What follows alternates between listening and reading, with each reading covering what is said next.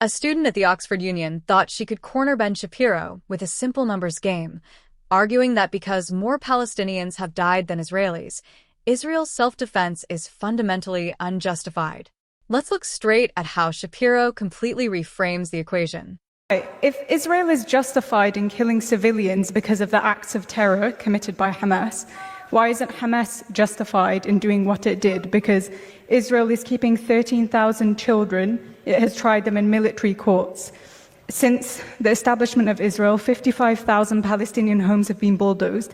So why isn't Hamas justified in doing what it did if we use your logic? So I'm going to answer your question, then I'm going to ask you a question if you don't mind. Is that all right? So my answer is that Israel would not be justified in killing Palestinian civilians because of the actions of terrorists. Israel would be justified in attempting to kill terrorists, and civilian casualties are a cost of war. That is just a reality of life. During World War II, there were 70,000 Brits who died during the Blitz bombing, and there were 2 million Germans who died, civilians who died during World War II. And I don't see a lot of monuments in Britain because of the 2 million civilians who died in Germany. The costs of war are brutal, they're terrible, they're horrifying. There's a vast difference in moral scope between deliberately going into a civilian area and murdering everyone you can find and trying to kill a terrorist who is deliberately hiding beneath a civilian area, hiding their rockets in civilian areas, starving their own people. There is a vast difference. Okay, so now I get to ask my question, if you don't mind. So my question is, do you believe that there is a moral difference between Hamas going into, for example, Kfar Aza and murdering entire families, and Israel attempting to target terrorists and accidentally hitting civilians? Israel is effectively doing the same because Gaza is the most densely populated region in the world. There are 15,000 people per square mile. So does Hamas get immunity because they're there? So Hamas gets immunity. So Israel has killed 3,500 children in the past 3 weeks. That's more children. That's more children than have died in conflicts around the world in each of the last 4 years. So just to be clear, your logic is that if you're a terrorist group located in a densely populated community and you hide behind civilians, you're now immune. Where are the children meant to go? So you're immune. Okay. That's a violation of the Geneva Conventions, but okay. You're now immune. Your logic is that if you're a Hamas terrorist... Since 2005, 23 out of every 24 conflict deaths have been Palestinian. I don't see any moral equivalency there. It's clearly unjust what the IDF has been doing to the Palestinians because there's a vast disparity between the number of Palestinians being killed and the number of Israelis. I mean, I would certainly hope that Israel is killing more Hamas This isn't a conflict. This isn't a conflict. This is one-sided ethnic cleansing. So, again, I'm just asking you, if based on the numbers, more Germans died than Brits in World War II, did that mean that the British were wrong in World War II? Because they did. Many more Germans died than Brits. Based on the numbers, does that mean that Britain was wrong in World War II? Britain wasn't bombing civilians.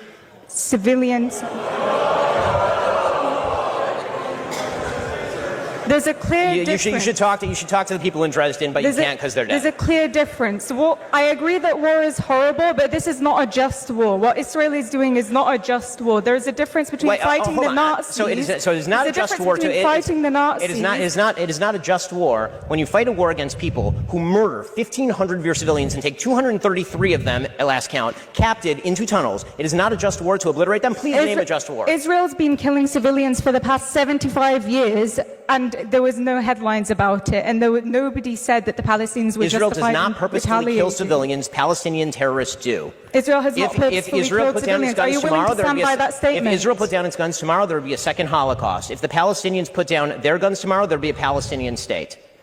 That is the reality. And let me ask you this. There would not be a Palestinian settlement. I'm going to ask you. I'm going to ask you the last question. The same question I asked her. Which part of Palestine is occupied? The entirety of Palestine, but I'm not calling for the destruction of Jews. I appreciate you expressing your full genocidal intent for the Jewish people living between the rivers. Why is it genocidal to call for a state that is not apartheid? You can have a state where all citizens have equal rights, Jews and Muslims. I'm sure that's going to go amazingly not genocidal. Under the same people who are governing the Gaza Strip, where currently zero Jews live. The time. Can we move on to the next question, please? Left-wing critics love to judge military actions purely by counting casualties. But that is a deeply flawed way to evaluate the preservation of human life. Shapiro immediately forces the room to look at the long-term consequences of how we fight wars. Is your logic that if you're a terrorist group located in a densely populated community and you hide behind civilians, you're now immune? If the civilized world adopts a rule that hiding behind children grants automatic immunity, the future consequences are catastrophic. It creates a massive, deadly incentive for every bad actor on Earth to embed their rocket launchers in schools, nurseries, and hospitals. By trying to avoid immediate harm, you create a systemic incentive that multiplies global civilian casualties exponentially over decades to come. If you want real logical breakdowns that cut through emotional manipulation and look at what actually builds a stable, peaceful world, smash that subscribe button right now. We are delivering the raw truth every single day, and your support keeps us on the air. Shapiro drives the point home by looking at historical outcomes. During World War II, far more German civilians died than British civilians. But that didn't make the Allied campaign against Nazi Germany unjust based on the numbers. Does that mean that Britain was wrong in World War II? You should talk to the people in Dresden, but you can't because they're dead. The Allies didn't stop their campaign because of casualty ratios, because the alternative, allowing a genocidal regime to survive, would have resulted in infinitely greater global misery, tyranny, and death. Minimizing net human suffering requires decisively neutralizing existential threats, even when the immediate cost of war is horrifying.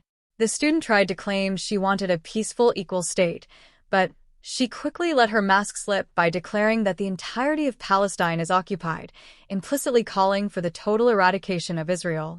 Shapiro exposes the undeniable reality of what happens next. If Israel lays down its weapons tomorrow, the immediate consequence is a second Holocaust because their adversaries are openly committed to total annihilation. But if the hostile forces lay down their weapons, the result is a peaceful sovereign state.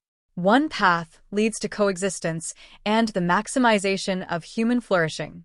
The other leads directly to mass slaughter. Ben Shapiro completely dominated the Oxford stage by refusing to let emotional talking points dictate the rules of war. He proved that true justice requires looking at the actual long-term consequences of our decisions. Let me know your thoughts down in the comments below. Smash that like button and share this video everywhere. Stay safe, stay vigilant, and I'll see you in the next breakdown.